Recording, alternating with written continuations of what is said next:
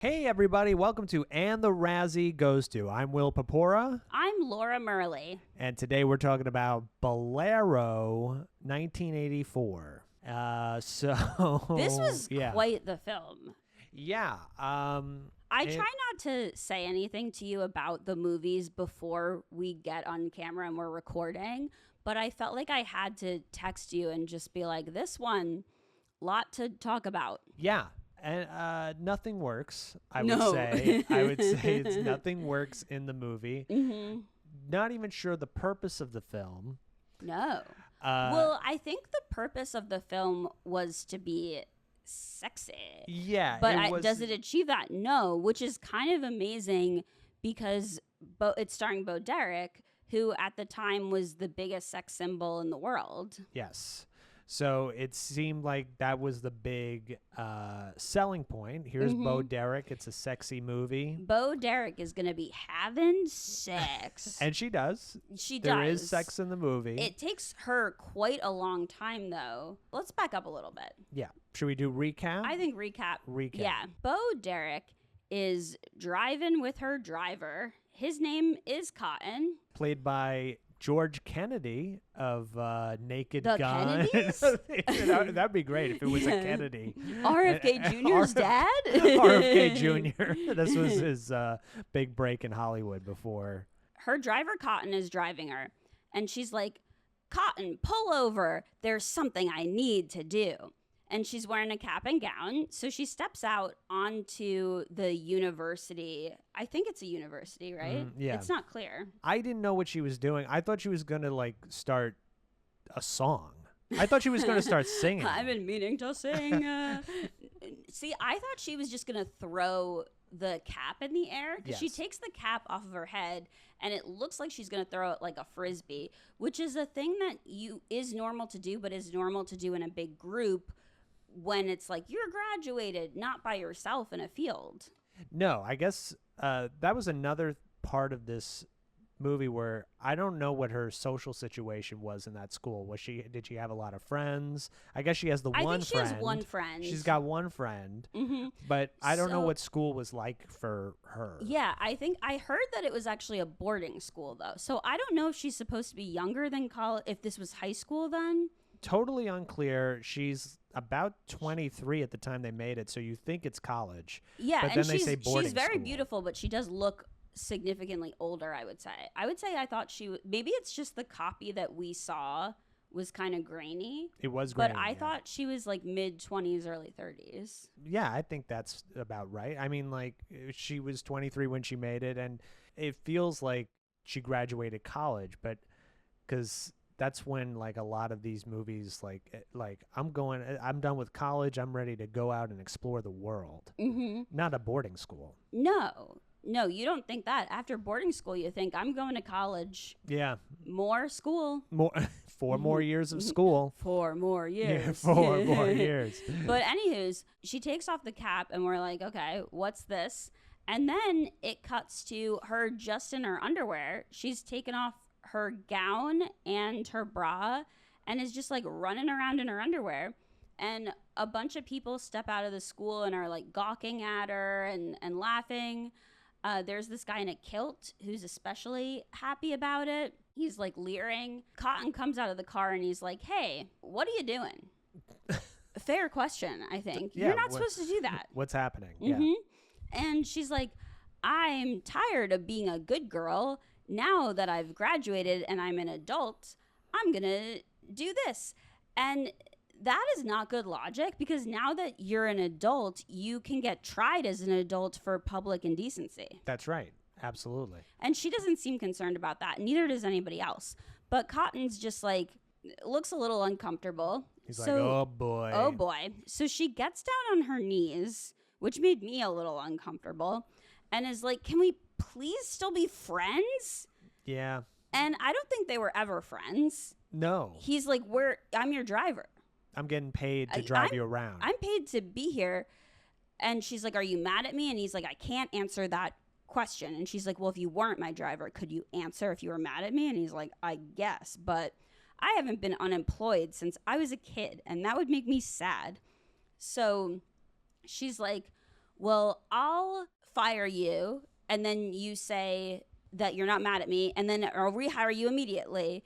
And he's like, okay. So they do that. Throughout this movie, I have to give it to Cotton. He's not creepy except for this one line. She keeps pressing him about if he's mad at her, and he's like, I'm just thinking about how much you've changed since the last time I saw you naked. Yeah, that was when you were weird. 3 years old. You've really grown into your body. Yeah, really weird. She puts her clothes back on, and the guy in the kilt comes over, and he's like, this is your dad's lawyer. He's here to give you a lot of money because you graduated. We never meet the parents. And I was thinking, is this a thing? This doesn't seem like it would be a thing that upon graduation, you just get a lot of money. You would think if like maybe the parents died. Yeah, something like that. Yeah. And then the parents are also employing a driver and just go, take her anywhere. Mm-hmm. You know, whatever she says goes. Just go. So she's got this friend. I don't remember did you catch her friend's name? Forget I don't think they ever bring it up. Yeah. And she's like, I just want to do it. And they go to see Lawrence of Arabia together, and they get like real horned up watching Lawrence of Arabia. And she's like, you know what? I should do it in the desert. Right. I should find somebody who lives in the desert and make it a real experience. Somehow Cotton arranges her to meet this sheik in the desert. Cotton has connections. We don't know why. Yeah. But Cotton knows people. He knows people. Yeah. Yeah. So they fly out so that she can have sex with this dude. Yeah. And there's a very like strange sequence where he's like showing her around all his like fancy stuff. He's having a big party. There's like a belly dancing lady who teaches her how to belly dance. Mm-hmm. There's like a very funny shot where she's just staring at this woman's stomach. Yeah. As if she's never seen a stomach move before. And that's not how you learn belly dancing by going up this by close. Crouching down and eye level to navel. Yeah. You don't need to be that close to know how a stomach is moving. She's taking notes. Like she's and then so she does learn how to dance. Oh, and right before that, her whole thing is she wants the sheik to like ride up to her on horseback. And lots of horses in this movie. His horse keeps going in the wrong direction when she's like, hey, come here. Then he gets there and he's like, sorry, I had an English nanny and I went to school in Oxford. This is actually only the third time I've been here. I don't belong here. I don't know how to ride a horse in the desert. They're like, that's okay. Let's just hook up anyway. Let's move past this. Forget you said that. Mm-hmm. Yeah. And then he takes her clothes off and pours milk and honey all over her body. First he's like, hey, where's the milk and honey? He's like looking around the room. Where'd I put here it is. Here's right the next milk to the and honey. condoms on the nightstand. Stupid me. Mm-hmm. Yeah. And he's like licking it, like really getting in there. It's like dripping off of his face in this really nasty way. To me, I was just thinking that does not look sexy at all. And then he passes out. Yeah. Falls asleep. He's like, I'm tired. He's overstimulated. Yeah. He's like, this is too much. It is too much. It's too much. So her and her friend are chatting about like, what's the next move? She's like, I really do want to lose that virginity of mine. And that didn't work out. So I need to fly somewhere else and find someone else who will do it. It's very confusing as to why she can't just have sex in America. It seems like she could definitely get laid in America. If you go into this movie thinking like, oh, she's going to go all around the world, she goes to two places. Yes. She goes to this place and then she goes to the next place and that's it. Mm-hmm. It's actually an interesting idea to go like, oh, what would happen if someone took a trip around the world and got into different adventures and stuff? She goes to two places. Yeah. Then I was like, okay, well, maybe it is like a whole dating around the world thing. But like you said, then the next place, she just stays. Yeah. For a long time. The rest of the long movie. It's like close to 2 hours. Yeah, it's almost 2 hours long. This should be 80 minutes tops. Yeah. She's like, I want to go to a different place where people have dark eyes. And so she has blue eyes, but blue-eyed people, they're the minority everywhere, even in America. Mm-hmm. You can find somebody with brown eyes down the hall. Everywhere. Everywhere. And then her friend's like, how about Italy or Spain? And she's like, Italians are weird. Let's go to Spain. And her Right. friend's like, I'm Spanish, so I can't lose my virginity in Spain. And I think a lot of people who live in Spain would disagree with that premise. I didn't understand what she meant by that. And that's also, I didn't realize is the friend also on the same mission. Yeah, she I also think wants so. to lose her virginity as well. Mm-hmm. I didn't realize it until that scene. Yes, and they're both attractive girls, but they are behaving in such a socially strange way. Have you seen Poor Things? Oh, yeah. I would say throughout the entire movie, they're acting like Emma Stone acts at the very beginning of Poor Things. Yes. Yeah. Yeah.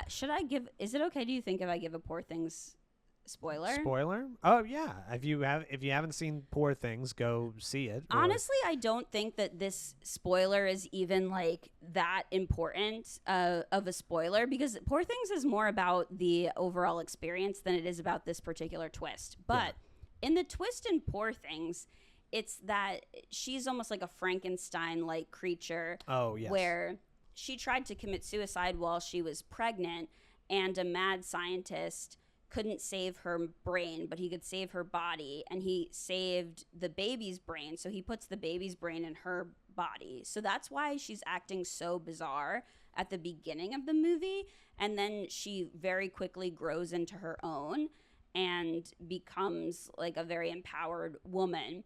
These women, there's no such explanation for why they behave the way that they do, but every conversation and interaction they have is like truly bizarre. Yeah, the only explanation is finding out who the writer and director of this movie is, and that's where all the questions are answered. Yes. Is like, why are people talking like this? Well, the guy who wrote it, this is what's going on in his brain. Yeah. This is his weird fantasy. Yes. And what's kind of frustrating about it is you could do like a fun losing virginity story, but it's just so like it just doesn't work at all. It's creepy. It's so creepy. Yeah, and it's it's also not a good, if you were going to do a travelogue type of movie where you go to all these different countries, which I think could be a fun premise. Totally. They don't really explore other countries. They don't. It's not, and everything kind of, it looks like it was on a soundstage. Yes. So they go to Spain and they go to watch this bullfighting situation. And she sees this guy who's sexy, who's hanging out with a girl named Paloma. A matador. A matador. Right? Is that what they call it? Yes. Yeah, You're matador. so right, a matador. She approaches him and they start flirting. So they go to dinner and they go to this restaurant. He invites his mom and Paloma, and she invites Cotton and her friend. Cotton, her, and her friend are seated on the opposite end of the table, and there's such a humongous candle centerpiece that they can't talk or interact throughout the whole diner. Yeah. She keeps trying to send him sexy glances, but at first he's not really paying attention. So her friend's like, oh, I don't have anyone to flirt with. This is a bummer. The girl, Bo, points to this like 9-year-old child and is like, why don't you practice on him? Yikes. That was disturbing. That was disturbing. So she gives the kid a look and he just smiles back. It doesn't seem like he understood what was happening, which is probably for the best. Yeah. And luckily that storyline ends. Nothing happens with that kid again. That's good. Yes. Finally, Bo makes eye contact with the sexy matador. It seems like they have a moment. It seems like they're going to go, like, get it on. But then he's like, I got to leave. I have plans. So she goes to Paloma and she's like, look, tell me where he's going. And Paloma's like, no, I don't want to. So she's like, well, what if I gave you this? And it's just a little mirror, like a compact mirror. This girl is like so rich that like just to bone one dude, she set up this like crazy elaborate desert party. I feel like she could have offered her a little something more. More than a compact mirror. Yeah. And at first Paloma's like, it's a mirror. What do I want? And then she's like, no, it's good. Oh. And then Paloma's like, okay, I guess I'll take it. So she brings them to the guy's house. Yeah. And he's outside his house in a pond hooking up with another girl. Right. They see that and they don't immediately leave. They just kind of linger there in a car. Yeah. Then the girl that he's hooking up with figures out that they're after her man. So she runs up to the car and threatens them and yells or whatever. And then they both leave, the guy and the girl that's, I guess, his girlfriend. Paloma's like, ugh, when I turn 14, I'm going to be the one who hooks up with him. And everybody's like, what? And she's like, yeah, we've got that arrangement. Oh. Which is icky. Totally creepy. Yeah, very creepy. Then they're like, okay, Paloma, where are you going? And she's like, I'm coming back with you because I don't have anywhere to be. I have nothing else going on in my life. We don't really know what her backstory is No. or anything. She's just a character that was added into the story.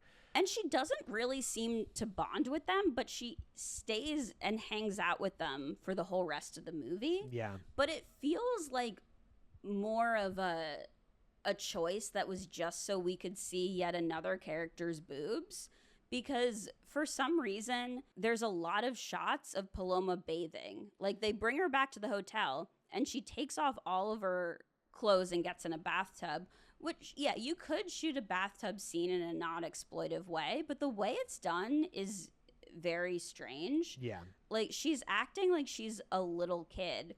And she covers her naked body in suds and doesn't seem to understand that you wash soap off. Right. She just stands there until Beau's character comes up to her and is like, I'm going to wash you off. And she's like, why? And she's like, so you don't get sticky. Very uncomfortable scene and done only, I would assume, because this guy who directed it wanted to add this in. Absolutely. Like there was no reason for that to be in the story. It didn't show anything about anything. It was weird. Yeah. So then she's like, well, if I can't have this guy, I'm going to buy a lot of stuff from him. Yeah. The logic is not really logicking. Why not? Yeah. Why not? So they go back over to his house the next day, and her friend is like, I'm going to buy all the wine that you sell, because he's a matador and he also sells wine. He's like, how much wine? And she's like, every piece of wine you've got. Every slice of wine you got in the store. Pile it all up in a cart. Yeah. Give it to me. Yeah. And he's like, that's such a big deal. We need to get a bank involved. And she's like, all right, get the bank involved. And now I want to know what's her background? I need to know where this money's coming from. Yeah. And they don't even know if the wine's good. They haven't even tried it. Never even tried it, yeah. Yeah.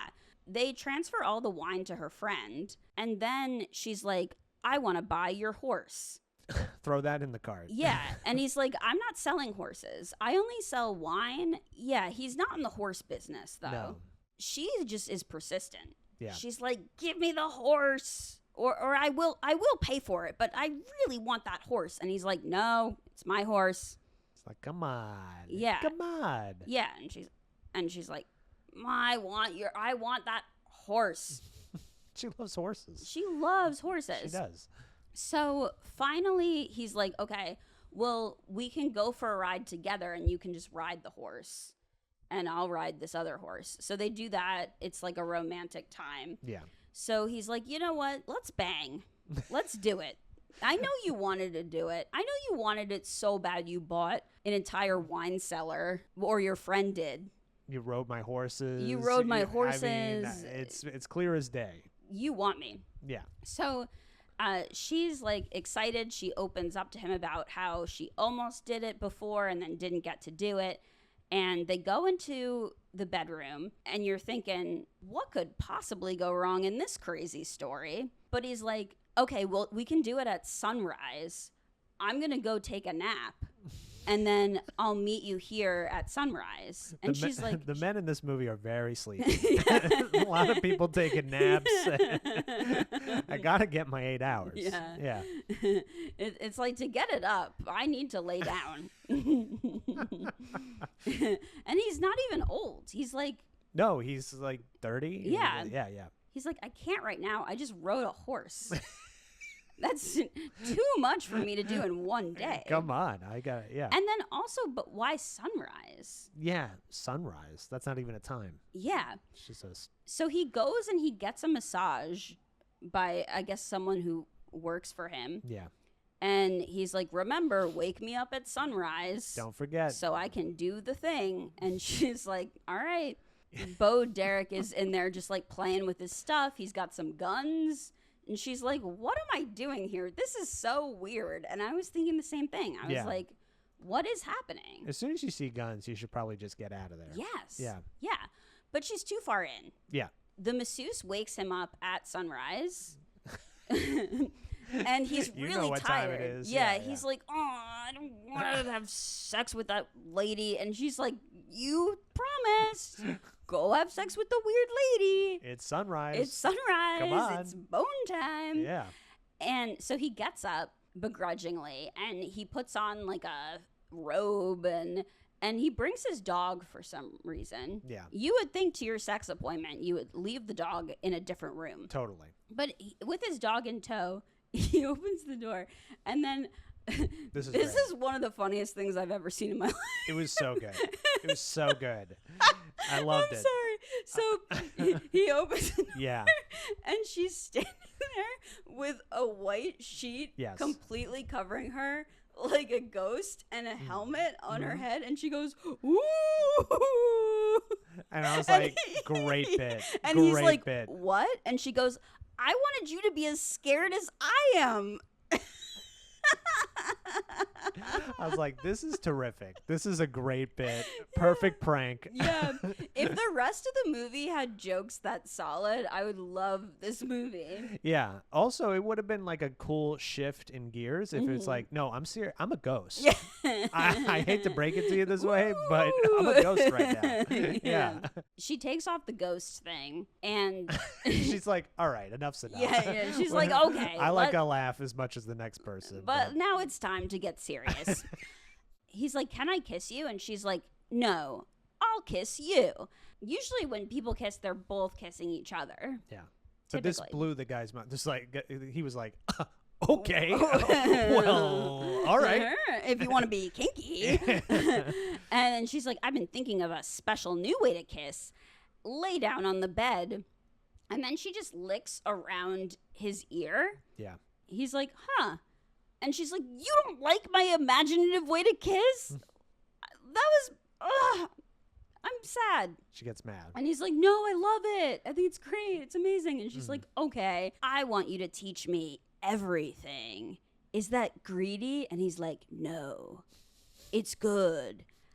And then proceeds to just do her in missionary for 20 minutes. And he's like, that's everything. Yeah. That's all I know. Nothing else. He goes to fight the bulls again. Right. He's fighting a bull, and he gets injured in a way that they don't fully explain, but they say that they can't have sex. So we assume he got gorged in the dick, but it's unclear. The bull just went right for the bull went the sex area. to yeah. dick. Yeah. And he sometimes can walk, sometimes can't. It's like inconsistent. If it like also injured a leg or something, he's bummed. He's like, oh man. Doctor's like, you can walk a little, you can dance a little, but you can't have sex. Yeah. He's like, you might yeah. be able to again, but you probably won't. Yeah. They're like playing games all as a group. Cotton goes and has sex with the Matador's mom. Didn't see this coming. It really comes out of nowhere. Did not think Cotton would get a love story in this. And the mom seems very uptight. Like when they all go to the dinner together and they're not speaking through the huge candlestick, she turns to the Matador and she's just like, why'd you invite these people? I don't like them. She changes her tune because in the kitchen, she's making something and I don't know, they just start doing it. She's not wrong, though. Why are you inviting this one person and her driver and her friend to live in the house? You don't really know them. No, yeah, they move into their house. Yeah, like they're living immediately. there. They're living in the house. Mm-hmm. But then Cotton has a line where he's like, I used to kiss in a very special way in the war or something. And it was a like, wartime only kiss, but I'm ready to bring back the war in this kitchen. And he gives her the dip like in that famous photograph of the Navy Oh, person. I didn't catch that. That's what a war kiss is? I think that's what they were going for. All I right. don't know. Cotton's got a backstory, but it's not really No, happening. it's not explored beyond that. Yeah. So the lawyer from before in the kilt shows back up. Oh, yes. And he's like, I'm going to help with the wine deal because it's a big deal. And her friend is like, ooh, what's under your kilt? And he's like, you have to get to know me better before you see my penis. And then they go and hook up. Yeah. Pretty abruptly. So that's cool. And then and then Cotton and Bo have this moment. This was very strange. They're standing outside. Cotton's like, I know you kind of like that he can't have sex, and that's why you're here. He's like, you're here because of it, not in spite of it. And she's like, yeah, you're right. I kind of like it. You I got was like, me. Yeah, I was like, what? Didn't really understand this part. No, because the whole thing is that she wants to get laid. She's talking to her friend later, and she's like, I want to marry him. And the friend is like, so you're just going to have done it once, and that's it? And she's like, I like more things than just doing it. Like, for instance, horses. Wine. Yeah, she's like, I would actually get just as much out of him watching me ride horses than doing it. And her friend's like, okay. So she goes up to the matador who's in bed, kind of depressed and bummed about his situation. And she's like, hey, you want to watch me ride a horse? And he's like, no, not really. She's like, damn it. That's the only other thing I could think of. Yeah. Yeah. So a few days later, he comes to the horse riding track with her, and she rides a horse completely naked. Oh, yeah. I was like, that has gotta be bad for your undercarriage. Very dangerous. It's just like on that hairy, sweaty, moving horse. Yeah. That can't be good. And if you get bucked off that horse while you're naked, bad. No. Bad news. And then he just walks away while she's bouncing around naked on this horse, and she goes, "Ugh, it's so hard to turn you on." And it's like, girl, his dick is broken. Yeah. Like, what are you doing? Got into a bull accident. Yeah. Bull. So, yeah, she proposes to him. Yeah. He seems not interested. He's like, nah. They did just meet. They just met. And he was with someone else. Yeah. Who's still kind of in the situation. Like, yeah. Still kind of lurking. Yes. Yeah, totally. So she's like, I got a surprise for you. And they go back to the horse riding place. And this time she's riding a horse with clothes on but fighting a bull. And he's like, wow. Now we're talking. Yeah. And she kills the bull. And he's like, you did what I couldn't do. I love you now and I will get married. So they get married. And then the ex-girlfriend shows up with a knife while Bo, Paloma, and her friend are just like hanging out naked in a shower. Oh, yeah. They all are able to like subdue her, and they just throw her in what looks like a jail cell that they happen to have at home. That, who doesn't have that? Yeah, it locks from the outside, and it has like a little jail type window on top. Yeah. And we never hear from her again. That had no conclusion, and no, I was like, did they leave her in there? I got scared for her. Me too. I was like, you can't just leave someone in there, even if she's crazy and has a knife. Like, that's not a proper punishment for that starving to death in that little hole. No. He's so jazzed that she defeated the bull. I think it might be the bull that gorged him. No, it's a different. I don't know.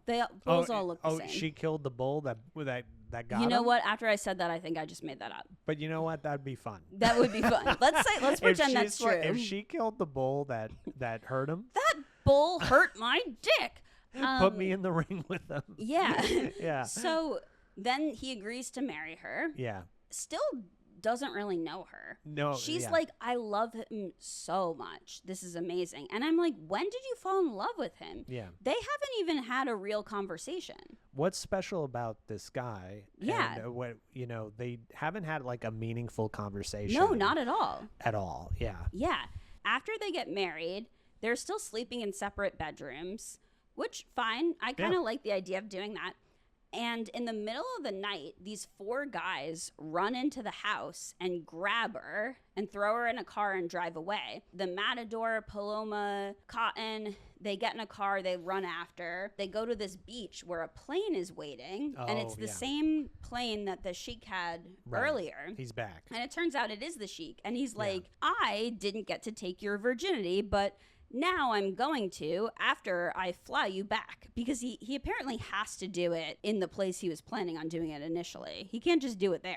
So many questions here. How did he find her? Yes. That is insane. In Spain. That makes no sense. And how did he land that plane? It's not on like an airstrip or anything. It's just like on the beach. No, yeah. Yeah. She's like, oh, sorry, I didn't tell you, but I actually did lose my virginity already. And he's like, oh, well, I still want to bring you home and make you my wife. Oh, and she's like, actually, I'm in love with this other guy now, so that's not really going to work for me. And he's like, I think it will, because I'm a male chauvinist, and this is how my father met my mother. He literally says that. Yeah. That's the literal dialogue in the film. Yeah. It's like, your father met your mother because she was sleeping with some other matador, and then he took her in the middle of the night and threw her in a plane and flew her to his house. Incredibly specific Oh, yeah. meeting. Yeah. Yeah, something that I think we should change generation to generation. Yes, that should end. Yeah, so Cotton tries to like hold the plane down, and it's working for a little bit, but he's not strong enough for a plane. I thought that would have been great if Cotton hung on to the plane like Tom Cruise and in was the movie. like holding off of it. Like I don't Mission think they had the Impossible. special effects budget for that. That would have been great. Yeah. Yeah. But so the plane takes off, and she's like, I'm sorry to do this. Like, I really feel bad because you seem like a cool guy, but... And she just jumps out of the plane. Yeah. And you think that she's going to get really hurt because the plane is quite far off the ground at this point. Yeah. But it cuts to her just being fine back at the Matador's house. Right. Suddenly, she's talking about how much she just, like, dreams of having a sexual experience that reaches ecstasy. Mm-hmm. And I was thinking, didn't she just say earlier that she actually didn't care about sex anymore at all? Right. But apparently, this whole time, she's just been like, I need to experience sexual ecstasy. So she goes back to the Matador. They have a very confusing conversation. She, like, puts her head in this fountain that's in his room and gets all wet. And then she just, like, whips her hair at him, which seems unpleasant. But I think she's trying to be cute. She's like, ha-ha. And then she's like, I want you to taste my blood. And I was like, what? Total left turn. Total left turn. Yeah. And then he bites her neck in like a unpleasant way. And she's like, ah! And she like runs away. And then she's like, I want to do something else. And he's like, okay. And then they have sex that's just like earth shattering. The camera starts doing some crazy things. So a steam machine comes in. And you could see some guy like like holding up the it's just like their entire room is covered in this like thick coat of smoke. Yeah. And this goes on for so long. I was like, how long can this scene be? Yeah. And then finally, out of the smoke, there's a neon sign that says ecstasy. That's it. And they look at it and they're like, we're here.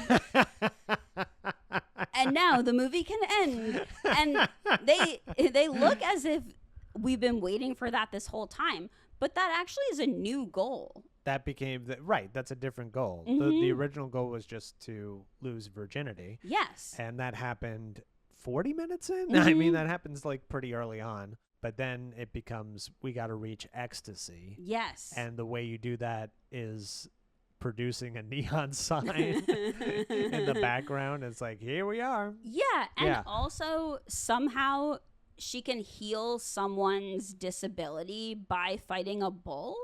Now that's interesting. Mm-hmm. That would have been a more interesting film where she fights bulls and somebody gets cured. Yeah, maybe every time she fights a bull, somebody else's dick gets hard that wasn't able to get hard on before. It's all dick-related problems. And it's like, oh my God, it works again. Thank you.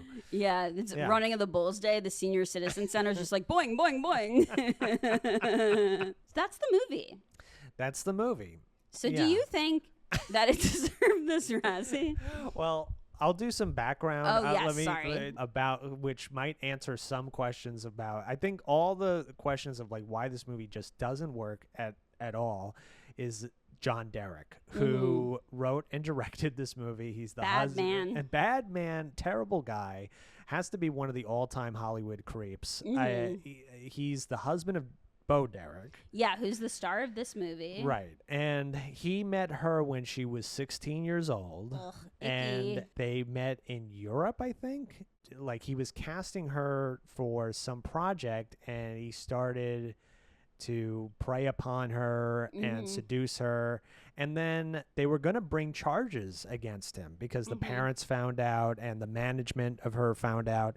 And he became a fugitive with Bo Derek, and they lived in Europe for like 2 years until she reached 18 and didn't come back into the States that entire time. So that's the beginning of their relationship, which a lot of this movie, it's got a Predator vibe. Yes. I mean, it's definitely what a Predator thinks a woman wants. Yes. I forgot her name, but the young character, the very young character that we've talked Paloma. about, is a very underage person. She's underage? Yes. Really? Yes. And I want to plug the episode of You Must Remember This, because I got a lot of information from that episode. But there's a great episode from You Must Remember This podcast about the movie 10 and Bo Derek and all this. But that's where I heard, she was 14. Oh my God. 14 years old. You would think they wouldn't legally be able to show her naked in this movie. I guess because it's hidden somewhat through... it's not really hidden. No? Okay. No. Yeah. I don't know how they did it or what, but... Oh, that's a shame. It's really you could tell she's young, but I thought, or I hoped that she was at least like 18, 19. No. And that character has no purpose to the story, so and I just feel like she has no personality either. Yeah, she's just like following them around. So I just get this vibe that he just wanted to add a very young girl into the film for his own reasons. Yeah, he was like, already this film is predatory and gross, but how do I up the ante a little bit? Yeah, how can I make it even how worse? Do I make it actually illegal in some countries? How can I make my film a literal crime? And he figured it out. Also, one thing that's not apparent to this film, if you just watch it, is why is it called Bolero? Yes. Because there is no Bolero. Bolero is a music piece that was in the film 10, which the big movie that made Bo Derek a star. But it's like a classical music piece. And in the film 10, there's a scene where she tells Dudley Moore that she likes to have sex while listening to Bolero.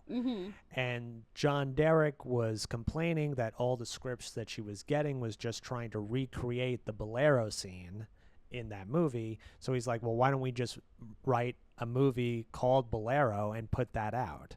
And that's why this is called Bolero. There's no Bolero in the movie. They couldn't even get the song Bolero. You would think that would be an early draft name, and then they would have changed it. Right. But I guess like they wanted to like trick people into seeing the movie. Like, oh, you liked that Bolero scene? Well, this is going to be 2 hours of that. And it's really not that. It's not a very sexual movie. I mean, there's like two or three sexual scenes, but it's mostly bad comedy, things that don't really dialogue that just doesn't make sense. Yes. And So I know this won the Razzie for Worst Picture, but I think she also won the Razzie for Worst Actress. Yeah. I totally agree with the movie winning Worst Picture, but in Bo Derek's defense, I do not think you could have done better with the script. The script, that her character doesn't make any sense. Her dialogue is all crazy unless you think that she is a Frankenstein with a baby's brain. Then it makes sense. But there's a reason why Poor Things was like, oh, and then she gets smarter faster over time, and then she's not like that the whole movie, or else it would have been just disturbing and upsetting to watch. But this movie's like, no, what if we think that's just how women are? Right. And that's, I think, a peek into John Derek's brain. But and I know that publicly he was very degrading to her. Yes. Over the course of their long marriage, he would be very controlling, and she would pretty much only work on projects with him, which is a shame. Yeah, and I don't think she's. I don't think she's deserving of the worst actress. No because one could have done good in this role. no one. Yeah, and the movie is not her fault. It's totally his fault. Yes. And when you watch 10, she's good in 10. So good material, she's good in. But Babbitt, nobody could save this film. No actor. Because every scene he has her do things that none of the motivations make any sense. Right. And nobody's talking like they're on planet Earth. I No. mean, like, Oh, yeah. and I skipped the scene where actually right before her and the Matador hook up for the first time, she's reading a book with her friend. And she's like, you know what makes people love each other sometimes? Opium. Yeah. Oh, yeah. And What the then hell was that? they just go to an opium den Yeah. that for some reason they know he's going to be there. Yeah. And then they just do a lot of smoking heroin. Mm-hmm. And they're like really getting fucked up. And then they go to the woman who runs the opium den and is like, I thought this was his spot. Where is he? And she's like, oh, I'll go get him. And then just brings him in. And then he's really high. Mm-hmm. He's too tired to engage in sexual activity until sunrise, Yeah. which I guess makes sense if you've just done. I've never done heroin. I've heard it makes you sleepy. Yeah, I heard it's like very good. Yeah, I heard it makes you feel real like mellow and. But you would like, think if don't- you were yeah. coming off heroin, you wouldn't be like, "Let me wake up at sunrise to bone." No. You would. You could see him being like, "Give me till tomorrow afternoon." Yes. Or Yeah. evening. Yeah. Nothing. Yeah, I have no She's. idea. You know what is a love potion? Opium in small doses. Let's go do some opium. You could not deliver that in a good way. No, there's no way to save this. Mhm. And, George Kennedy is also a person who has like sort of a reputation for being an okay actor. Mm-hmm. He's not good at this. No. He's terrible. So nobody's saving the material. Yeah, so that's why this film got made, was just basically to capitalize on the success of that one scene in 10. Yes, but Yeah. what he didn't understand is that movie did well in part because it was written a lot better in a lot of other ways. It did have sex in it, but that wasn't the only reason people were going to watch it. No. And that's the sense I get from him as a person. He's a very surface level thinker. Yes. Not ideal for a writer. No. And he doesn't understand things with depth. Probably has a lot of deep psychological issues if I'm playing dime store psychologist. There's also yes. It's such a shame that for so long Hollywood is run by just completely untalented hack perverts. Yeah, and also, how did he brings in this script, who's greenlighting it? Mm-hmm. Like, who is saying like, we'll give you money. He got so much money to do this. Like, so many people, like deserving people, are having a hard time. Yeah, you're a creep, we'll greenlight your movie. Yeah, it's almost like that was a requirement in Hollywood for a while, to be a creep with no creative vision. Yes. And occasionally you get a creep with somewhat of a vision like Woody Allen, but it's still I'm still sure there's like way better people who are not discovered or not given funding who could have made like quirky, weird humor about not having sex with teenagers. Yes. And a lot of those people failed upward. Yes. If they have talent, so what? A lot of people have talent. Mm-hmm. But they flourished in a business that, in a society, I won't just say the business, but also a society that rewards, mediocre dudes. Yeah, totally. Yeah.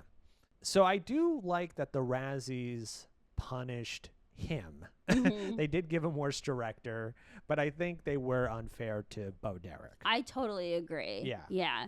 And it almost feels like there should be a different award that says, we're sorry you had to make this, or we're sorry that you were put through this movie, Mm-hmm. or something, as opposed to the person who, like, why did you make this? Like, I feel like Razzie should be reserved to people who made a shallow attempt at a cash grab. Yeah, either a shallow attempt at a cash grab or who had the opportunity to do a good job. Yes. Like, she didn't have the opportunity to do a good job with this script unless she had completely rewritten it, which she wasn't able to. Yeah.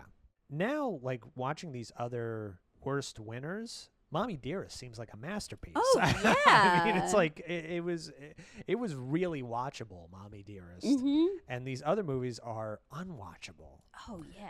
The other nominees are Cannonball Run 2. I've seen a little bit of that. I have not seen it. It's pretty terrible, Burt Reynolds. Rhinestone, terrible, Sylvester Stallone. Mm. Sheena, which I've never heard of, and Where the Boys Are, 84. So, Where are the boys? I don't know. And I didn't know there was a Where the Boys Are 80, or if there was another one, or it was 84, Where the Boys Who Are can 84. say? Maybe someday we'll go back and watch these other ones. Yeah, that could be fun. Yeah. But I would say this is pretty deserving. Yeah, I would definitely say this was deserving as well. Is there anything else you want to say about this before we go to palate cleanser? I'm good. Yeah. Yeah, I am done talking about this. Yeah. Well, my palate cleanser this week is The Rehearsal season 2. Oh yeah. Which I told you that you have to watch, and I don't think you got the chance to yet, which is okay. I forgive you, but it's incredible. Yeah. Nathan Fielder, I think, is an absolute genius. Season 2 is all about airline safety, but it goes to just like these crazy directions you're really not expecting. And I just watched episode 3, and it was probably one of the best pieces of television I've ever seen. Nice. Yeah. I gotta check it out. I've heard really good things about it. Yeah, you gotta watch it, and then maybe we'll talk about it in like a bonus episode or something. Oh, that'd be fun. Yeah, we're gonna eventually do even more things. Yeah, bonus episodes, bonus upon bonus. Bonus. If you have other ideas for other bonuses that we can do, let us know. Tell us. If you want us to just come and hang out with you, We'll do that we're too. around. We have a lot of time, actually. We'll show up. Mm-hmm. Yeah. Yeah, we do birthday parties. Yeah, we do. Graduations. Commencement funerals. Speeches. Yeah. Yeah. Funerals will show up. Sorry, what were you going to say? No, nothing. Okay. Well, I have a palate cleanse. Oh, yeah. I saw Black Bag. What is that? I don't think I've heard of that. Ooh, it is a little fun spy movie with Michael Fassbender and the great Cate Blanchett. Oh, I love Cate Blanchett. And I don't know the other people in the cast, but they were all really good. I think they're from TV mostly. Is it a new movie or is it a old movie? This year. But it's streaming on Peacock. Mm-hmm. Get on Peacock. A service I don't have. There's too many streamers. I might cancel Peacock. I saw Black Bag and then I saw the other stuff that they were streaming. I was like, I don't know if any of this is going to I had Peacock at one point, but then I ended up canceling it. Yeah. Because I got it to watch Vanderpump Rules, which is a reality show. I normally am not a huge reality show person, but so many people were talking about it. It was like very, very in the zeitgeist, like around a year ago, that I was like, you know what? I should just see what this is all about. And people were like, oh, this is an especially gripping one. And it just bummed me out. Oh. It follows a restaurateur and a bunch of people who work at the restaurant, and they all seem like they have some sort of undiagnosed personality disorder. Oh. And every episode is just them screaming at each other and having sex with each other and then screaming at each other again. And I was like, this makes me uncomfortable and kind of sad. I don't like what I'm seeing. It's not my favorite kind of thing of reality shows that where it's just a lot of people yelling. Yeah, the type of reality shows that I do like are when people are striving for a goal other than to have sex with each other or scream at each other. Like when there's like Project Runway where they're making cool outfits, or I saw this one on Netflix where they were making these really interesting like floral sculptures out of like wire and like real plants. I saw one where people had to make Lego things and different challenges. That was fun. The cake stuff is fun. Oh, yeah. I love Is It Cake? Yeah, yeah. That's a really fun show. Or you got to make all the cooking stuff. Not like the crazy kitchen guy, whatever that guy's name is.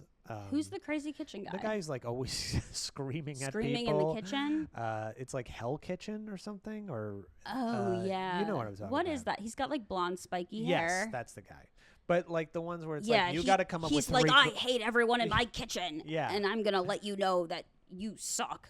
Yeah, but like people were like, you got to come up with this course. I'll watch a show like that. Come up with Yes. 3 courses or whatever, and Yeah, it's fun. I like to watch people working hard to achieve their dreams. Yeah, I think that's that's good. beautiful. Yeah, I occasionally like ones like the Magic Prank Show, where normally I don't like pranks, but I like when prank shows are so silly that when the people find out that it's a prank, they're like, yeah, that was yes. so funny of me, wasn't it? I don't Yeah. like when people do the types of pranks that make other people look dumb or feel bad. no, I don't like that either. Or Yeah. scare tactics where people are like, you can give someone a heart attack from stuff like that. Yeah.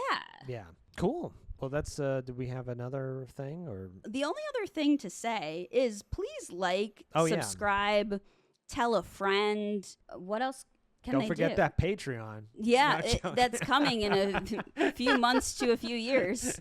But when it comes, get on it. Rate, review, Yes. tell a friend. Manifest. Put us on your vision board. Yeah, play us while you're sleeping. Mm-hmm. Just play the video on repeat. A view is a view. We don't Yeah. care if you're awake or you're asleep. Yeah, cool. All right. Cool. Join us next week as we talk more about Should I find what the movie is? maybe, yeah. So next week, oh, is my phone dead? Phone's dead. Oh, well, it'll be a surprise. It'll be something. You're going to like it, though, or you won't. We'll see. Yeah, we'll see. Bye. All right.